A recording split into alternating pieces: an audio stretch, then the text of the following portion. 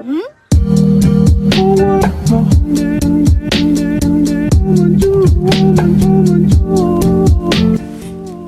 okay, so it's the next day. It's the morning. We had a super fun night last night at the cottage. We made some really fun margaritas. I'll include some pictures. It's just nice and peaceful here. It's like a rainy, cloudy, kind of overcast day. So I thought what a perfect day to plan our cut flower garden. So I have a notebook. I have this amazing book that I'm obsessed with. I got it as a Christmas gift. I'll show you what it looks like. Cut flower garden. I'll link it down below on Amazon. This is a hardcover book that I've used as a coffee table book. It's great for spring and summer as a coffee table book, but the book is fantastic. It has great ideas and amazing photography. So love this. Link it down below. I also have a coffee. I made the plan for the cut flower garden, how I want to do it, as well as the flowers that are included. I thought since I'm here having a quiet moment at the cottage, why not share with you guys, take you in on the plan, so you have some ideas and inspiration for when you're ready to try cut flower garden yourself, or even if you just want to come along for the ride and see what it's like. So let's get into it. I feel inspired by starting a cut flower garden because locally, before I could go and pick cut flowers out of buckets and make my own bouquet. And those flowers that I remember that I would pick are the kind of flowers that I'm looking to grow myself, so I can recreate that. Like I said before, having cut flowers inside is a huge benefit, especially from spring to summer to fall. Being able to have fresh flowers in your home is huge.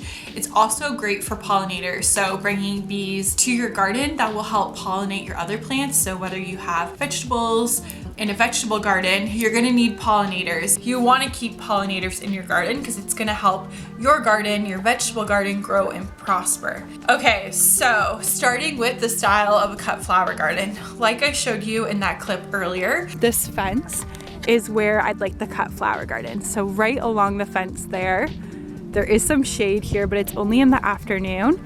So I think that will be okay. I want to do it right along that fence. I'm gonna use that fence behind as a way to help trellis my flowers. So with cut flowers, normally flowers, they are like long and skinny. So sometimes there is concerns about them falling right over and flopping over. So you want to come up with a system that will help them stand up. One thing I'm looking at doing right now is doing a bit of a raised garden bed. So about, I'd say probably like 6 inches tall is what I'm looking at doing, and having it a little bit off the ground. And I'm gonna do some stakes all the way around to create a grid system. I'll include a photo of what I had visualized, but it's gonna be basically strings running from wooden stakes to the fence as well. Since I have the fence, I might as well use it. And then as your flowers grow, they'll go right through the grid system, which is awesome because naturally they'll grow from the ground right through the grid system and up. And then as they grow, you can do it as a couple layers.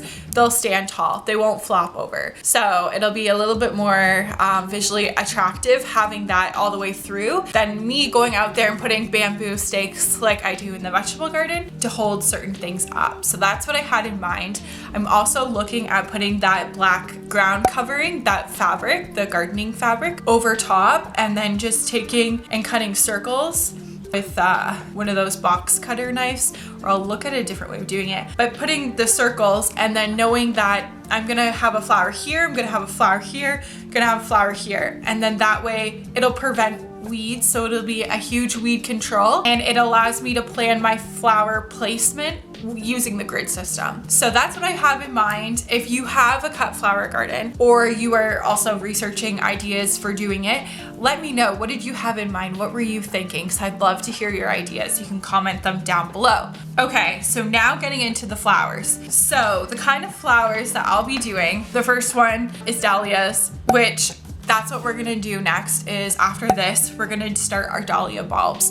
We're gonna start them indoors in pots with soil, so then in 6 weeks they can go outside. I'm gonna do Cosmos Zinnias marigolds, which I did those last year as well, and they were amazing. I had so many pollinators coming by. I had them in the vegetable garden mixed in. I am gonna do that again, just because it's beautiful. It's visually appealing, and it also helped again with pollinators. So I will do that in cut flower garden, my zinnias, cosmos, marigolds, as well as in the vegetable garden. And I will do succession sowing, so I'm gonna start with all three. I might get some plant starts because it's fun, but I do have the seeds. So what I did last year is I did start with plant starts and then I added seeds. So we had different heights and different ages going, which is nice. Also different varieties. I think that's a good way to keep your flowers going throughout the year and have lots of variety. I have on my list dwarf sunflowers. I have seeds for these from Baker's Creek that I'm gonna start. I'll include the one I have, but they're perfect for cut flowers. They're not too big. I would like to do like big sunflowers as well, so that's something I'm open to doing. I've never done like a big sunflower, so I'm gonna look at doing that as well. I think that would be cool, having it maybe at either ends. I know some of the sunflowers get super tall, so I think that would be really fun and exciting. Also great for photos, so I can look into doing that. How do you say that? Celosia. Celosia. So doing celosia, I think those are really awesome. I love them in the fall especially, and they just add like a different type of texture to the garden, which I think is fun. I need to look at some different greenery. I don't have anything in mind, so if you do have something in mind for greens for a cut flower garden, let me know. I don't have anything like that on my list. Snapdragons, roses, which I don't know what variety yet, so I'll look at roses.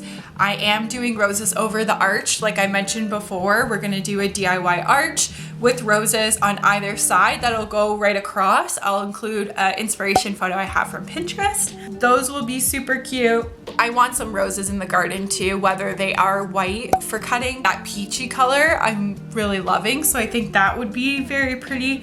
Sweet peas, I love sweet peas. They smell delicious. They smell great in your home, so that's one I have. Ranunculus, so I'm gonna be doing some ranunculus. I think these are gorgeous. They remind me of like a rose. The color I have, I think, is like a variety pack of bulbs, so I think that'll be fun to see what comes out of those ones. And then I have poppies, which I'd like to do from seed. I know you can just drop them in the spring, so I'll be doing that as well. So I think between all of those, it's gonna be like some super fun bouquets. I'll show you some in this book again, but I just love this style of her bouquets. They're so gorgeous. Of course, when I start doing and building the cut flower garden, I'll take you along with me and we'll do a DIY video. So yeah, so just let me know down below if you have different ideas for what you're growing or a flower that I didn't mention that you would like to recommend. Definitely comment down below. I'm so excited. I cannot wait to get out there and start building it. My birthday is May 23rd, so always on the May 2-4 weekend. So whenever it comes to gardening, my goal is always to get the beds in before that weekend. Okay, so that's the cut flower garden plan. Now let's get into starting our bulbs indoors.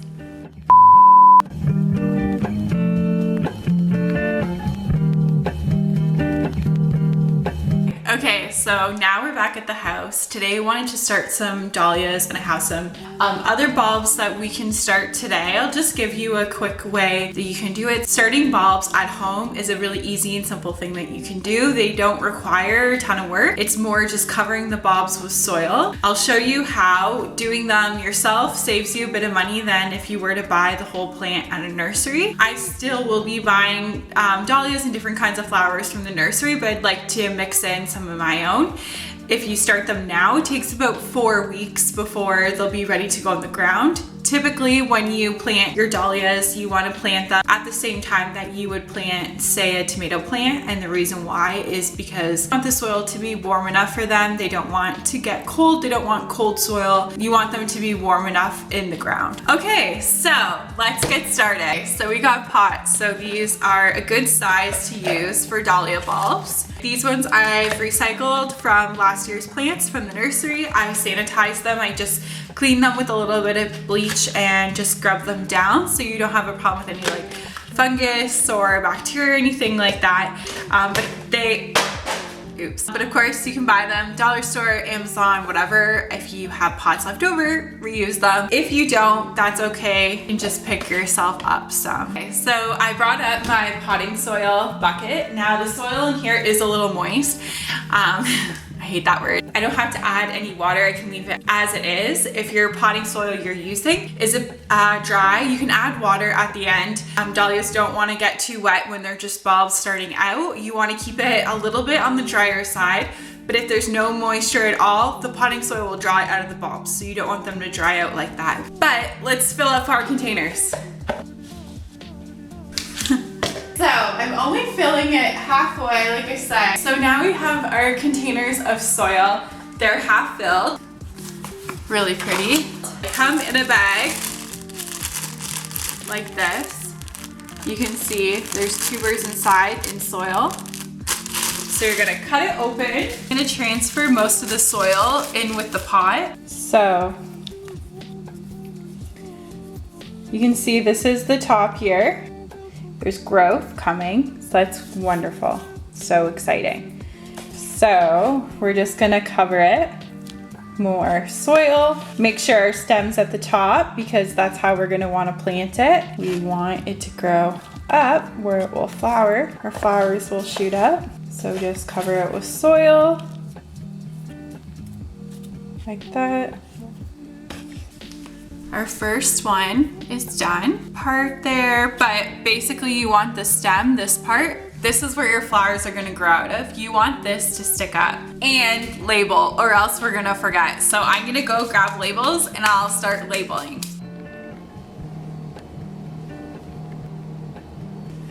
Okay, yay, we did it. So we're all done, we did it. Go team, it was super easy. You can do it yourself. It took me literally like 10 or 15 minutes. It was so easy to do.